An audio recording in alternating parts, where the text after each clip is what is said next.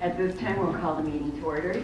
Thank you all for being here. It's good to see all of you this evening. We have some very, very special welcomes this evening. Welcome to Loretta Gitchell, our new official city manager. Congratulations, we're so glad you chose to stay with us. And also welcome to former Assistant Chief Bob Freeman, who is now Mr. Deputy City Manager Bob Freeman. It's so good to have you here, Bob, as well. And we will begin with our invocation this evening.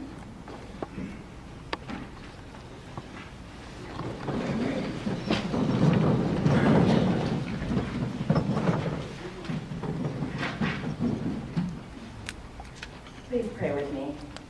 Dear Heavenly Father, as we gather once again to deliberate the business of this wonderful city, we ask for your guidance. Please help us make decisions that are pleasing to you. Thank you for each of the people in this room. You have richly blessed us in so many ways. Please keep our military and first responders safe from harm. We thank them for protecting us and for the freedoms that we all too often take for granted. We also ask that you especially place your loving arms around Chief Brown and his family as they grieve their loss. Dear God, please let us honor you and live the kind of lives you teach us to love our fellow man, help our neighbors, and forgive both ourselves and others. Thank you again for your many blessings. We pray this in your name. And the Pledge of Allegiance will be led by Councilmember Perry Bynum. Please join me in the flag. I pledge allegiance to the flag of the United States of America and to the republic for which it stands, one nation, under God, indivisible, with liberty and justice for all.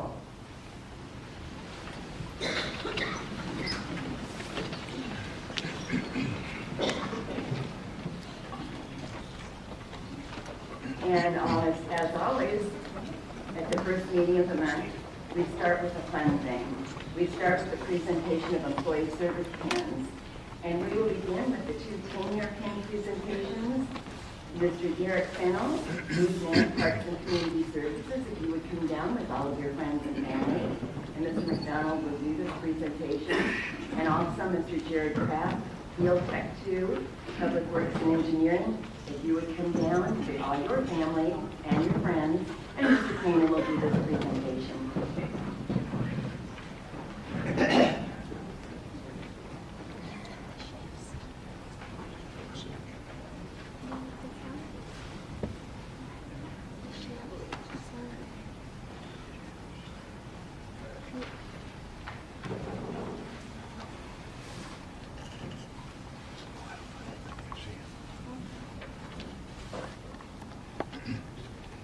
All right, well, before I get too far down the road, I'll let Derrick introduce his family. Okay, who I have here with me tonight, I have my son, Kobe. This is my mom, her name is Gwen. This is my wife, Erica. My other son, Cody. And it's my mother-in-law. Right here, her name is Nedra Henry. And my father-in-law, his name is Joseph Henry. And I have my parks manager, Terry Boaz, and Randy Leach, my co-worker, and Dan Dearborn and Matt Shelley's here with me tonight. All right, Derrick, you did good. Thank you. Derrick's actually my second favorite person standing up here. His mom was my favorite person standing up. He and Ms. Young have a great friendship. She makes pies and breads and all kinds of good stuff, so she will always be my favorite. It's quite an honor to be here introducing Derrick and as he receives his 10-year pin. Derrick's actually worked here longer than 10 years. He started, were you still in high school? Still in high school. He was the first guy I ever hired at the Parks of Texas Star. Right after we built it, Derrick, he just showed up down there one day and asked for a job, and I said, go fill out an application, and Derrick was hired as a part-time batting cage attendant, and I could tell then that he was special, and he was somebody we needed to keep in Euless. Now, he tried to get away. He went to Bedford. There was a full-time job there, and we didn't have one here at the time. So he went to Bedford for 2 years. Was it 6? Golly, that long. Man, I'm sorry. I should have got you over here quicker than that. Wow. But the first chance I got, I brought him back to Euless in a full-time job. And Derrick has just done outstanding things since he came back to Euless. He's now a lead man in our department. All the landscaping, all the grounds maintenance, everything that looks good out there in the Parks Department that you see, Derrick is responsible. Does a fantastic job. You can see here he's an outstanding father, family man. He's all about his family. I love his family. I love Derrick. He's great for this city. If in just 10 years what he has accomplished over the next 20 that I expect him to be here, we got some great things to look forward to here in Euless. Derrick, thank you so much.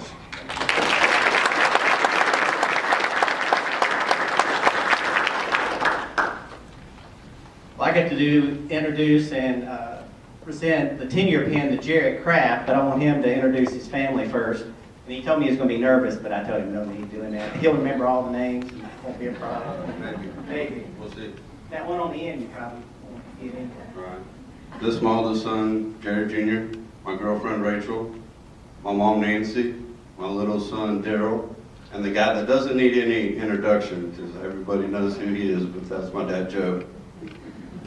You did great. Great. This is Jared is a field tech 2. He's been with the city a little over 10 years. Before he came to the city, he was actually working. I think he had jobs over in Grapevine and where was the other one? You don't remember either? Well, I don't remember. That's the problem. But Jared, one of the few men that we have in the Public Works Department that actually has been working solid waste work for the Public Works for 10 years. And I won't go into the depth and details about solid waste work, but it is not the most pleasant job. But he is so dedicated at doing what he does. I've got a little story I was telling his dad when he was sitting there a few minutes ago. I was leaving work one evening, and all of a sudden I stopped on Harwood Road, and they were doing a repair job on an asphalt street.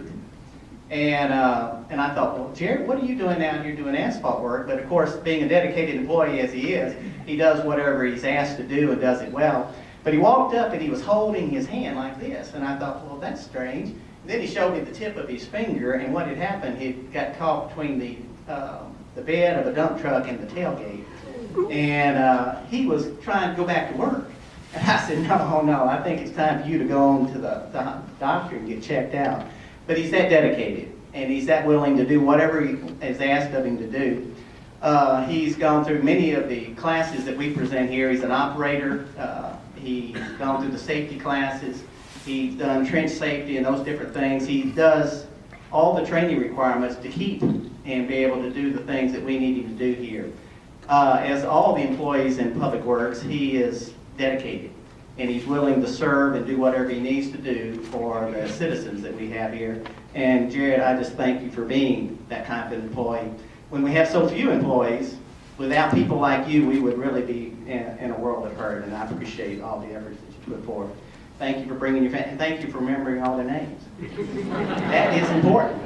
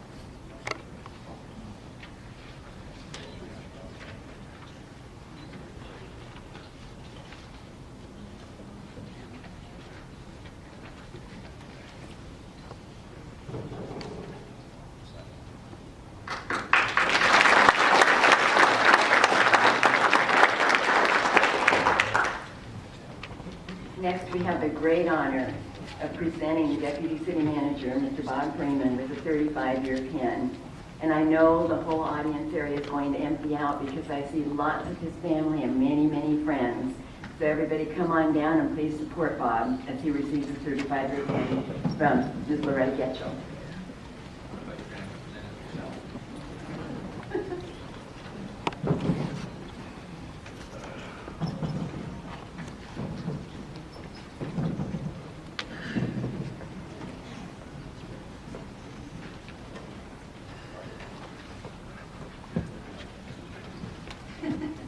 was just going to see if Bob could introduce his family, but he may struggle with this more than Jared did. First and foremost, this is my beautiful wife, Julie. As of last Wednesday, 38 years. And all of my success is really attributed to her, because if it hadn't been for her kicking me out, I'd never made anything. This is my oldest daughter, Melanie, and Melanie is a lead dispatcher for the city of Hurst. My son, Bobby, and he is a police officer for the city of Roanoke. His lovely bride, Mandy, and I won't tell you her title, but she works for the city of Bedford. Ray, she works for Bedford because of nepotism. Otherwise, she wanted to work for Euless. And our brothers in blue. My best friend, Ron Williamson, and his wife, Debbie, and we've traveled the world for 35 plus years now, and Danny and his wife, Kathy, and I appreciate them all being here. Well, I was going to say from that, you could see that Bob comes from a family of public servants. His wife, Julie, retired from Cooks after serving for 28 years also. So obviously you can see that their entire family is made up of public servants. But Bob started his career with Euless in 1980 as a police officer. And I believe it was 1984 that he made investigator and sergeant. He promoted up to lieutenant, promoted on up to captain, then to assistant police chief. He served for the last, I said 14, I think it may have actually been 15 as the assistant police chief. He also served 2 times as the interim police chief when we had a transition going on there. And then, of course, most recently, Bob has come over and accepted the position of deputy city manager. I know that's a huge transition. Bob had actually contemplated retirement, and I am so incredibly grateful that he was willing to stay and serve as deputy city manager. Bob's comment to me at the time was that he was very, very clear that his motivation for staying would simply be to continue to serve the citizens of Euless and the employees of the city. So I think otherwise he would have been happy to go into retirement with Julie and enjoy their years, but I think that he feels that commitment to continue to serve the city as long as he believes that there is service to be given there. And so I want to ask the police department to also make some comments, because he has spent the majority of his career in the police department, or all of his career except for the last week in the police department. But he has definitely left his mark on the police department. He has made an impression on them that I think I'm going to ask Captain Gary Landers to speak about that time in the police department and what he has meant to the police department. But there's no doubt that Bob has a calm presence about him. You've seen Bob, he has emceed our town hall meetings, and he's just fantastic at that. He's professional, he's wise, and I know he's going to bring a lot of that wisdom to him in his new role here as deputy city manager. He has managed the same kind of issues for the police department and set them on a great path and developed some great leaders in that department, and now we just have the benefit of having that throughout the entire city. So Captain Landers, would you just talk a little bit about Bob's time to the police department? Okay, I've been warned twice. Once by Julie, be nice, and he just told me, remember where you came from. So I actually typed out some words that I want to talk about, but I thought of something while I was standing up there. Now that you're no longer in the police department, he always said, if you've ever heard him speak, he's the only Bob in the police department. Now you're gone, so now we can hire another one. I think I'm going to be looking for a job tomorrow. I was asked to talk about Bob, and I gave it great thought. Do I come up here and try to be funny, or do I be serious? The man served 35 years so far with the city of Euless, so I chose the latter. And so I don't mess it up, I'm going to read it to you. If you break down what Bob means to the city of Euless, the Euless Police Department, all the employees, regardless of their position, it would be that of a loyal friend and co-worker. Bob is always willing and able to listen to whatever problem. He takes that problem apart, he finds a solution and helps you work through it. Whether that be work-related or a personal issue, he always takes time to listen. It is very difficult to find people that possess all 6 pillars of a person with good character. Bob Freeman is that man. He's a man of great integrity. He stands up for what he believes in, even if it's not a popular thing at the time. He's honest, he's sincere, forthright, and candid. He is reliable, honoring his word and commitments. And lastly, he is extremely loyal to his family and the city of Euless. I'm proud to call Bob Freeman my friend and coworker. You have not only shaped my life over the past 25 years that I've been able to work with you, you have made a positive impact on each and every employee, citizen, and friend that you've come in contact with. You have built a legacy based upon the 6 pillars of character that will live on for decades to come. Thanks for the 35 years you and your family have given to us, and I hope it's not over.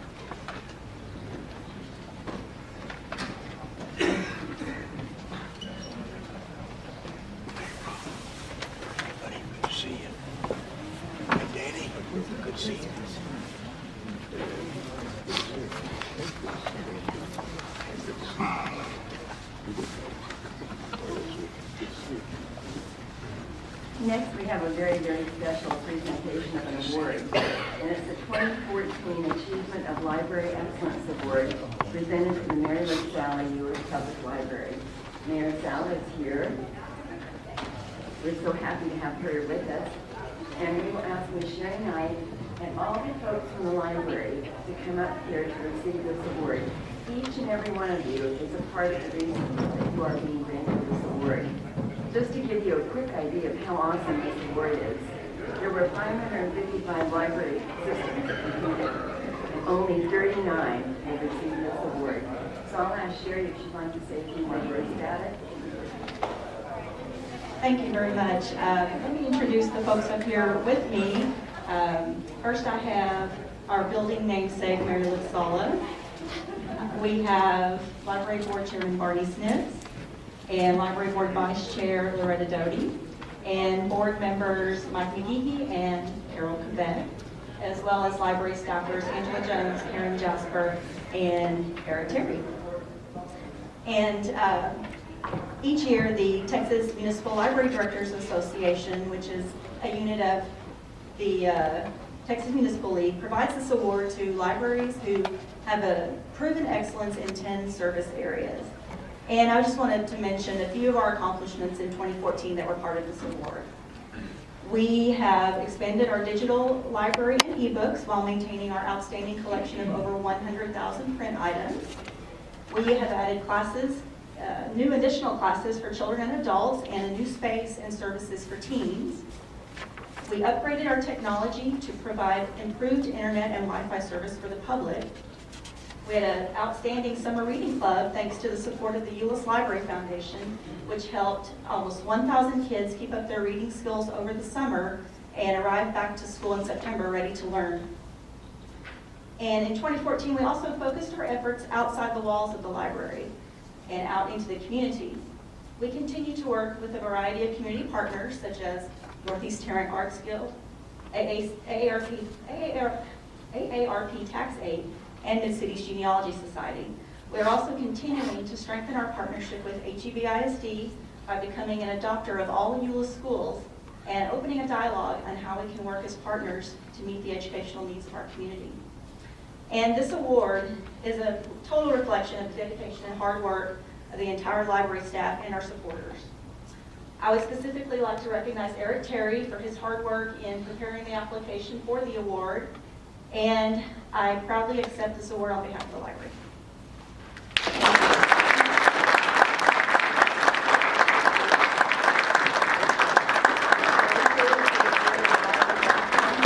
I believe this may be the first official plaque with the Mary Sala U.S. Public Library on it. And Caitlin, you should have been down here too. You were a big influence in the library. So thank you all the library folks, one of my favorite places in the city, and congratulations. Thank you so much.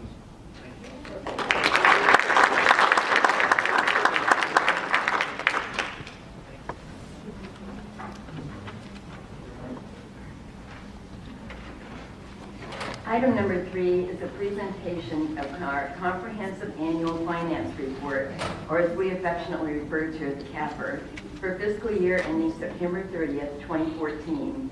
And Ms. Loretta Getchell will introduce Adam, who will give us the report. Mayor and council, our external audit firm is Weaver, and Adam McCain is the partner that will be presenting the report to you tonight.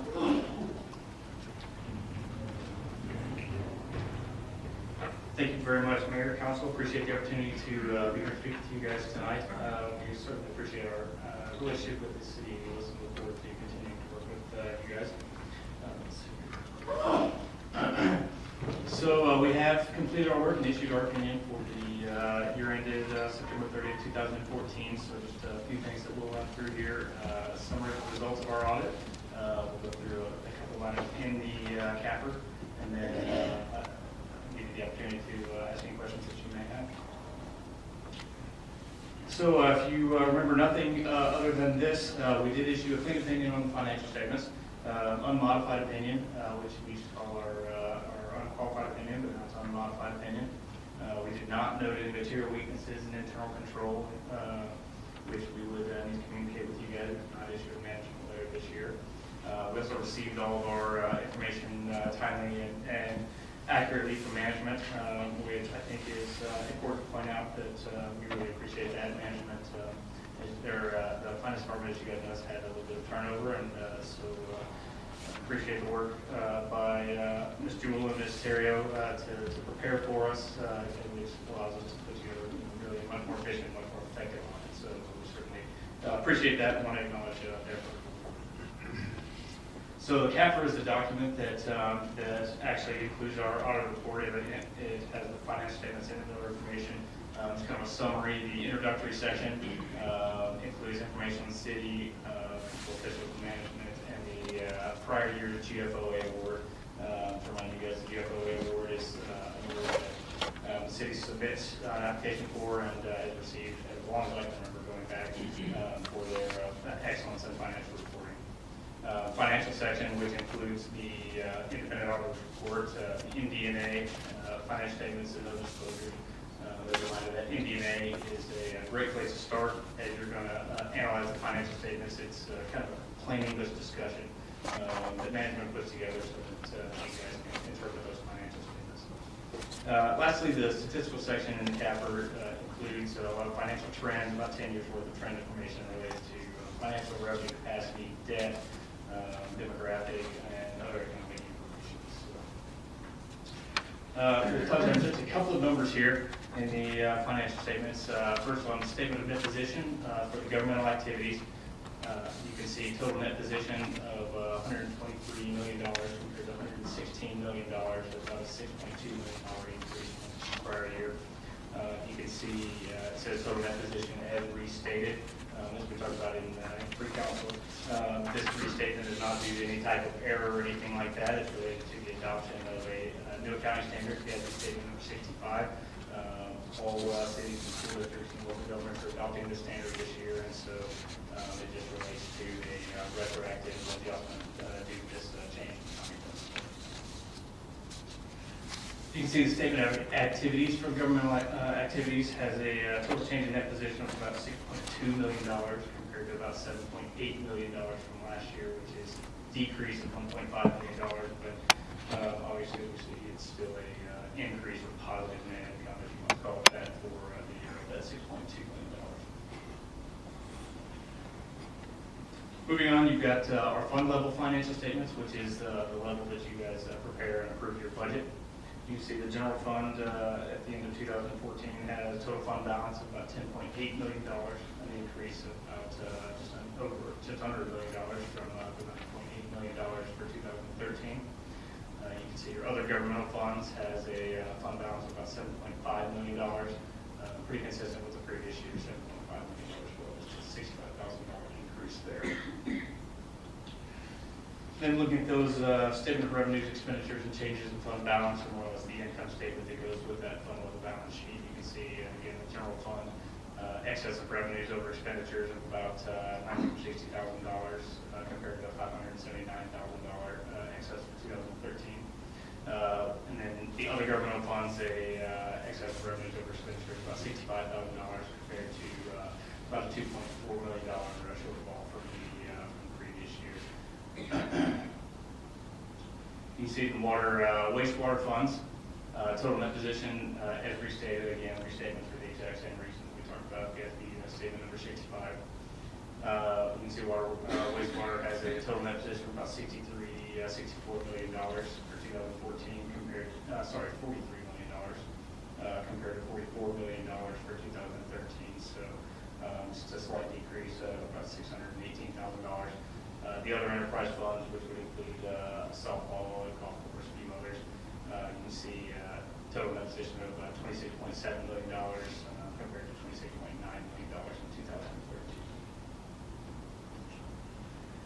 The income statements that go with those enterprise fund balance sheets, you can see again revenues for the water wastewater $19.3 million compared to expenses of about $20 million. To give you that excess of expenses over revenues of about $619,000 compared to $347,000 excess of revenues over expenditures for 2013. And then the other funds, again, a change in position of $173,000 excess of expenditures for 2014 versus $353,000 excess of revenues for 2013. Notes of the financial statements, I would encourage you to read through them. They contain summaries of the city's significant accounting policies and additional information about some of the amounts that are reported in the financial statements.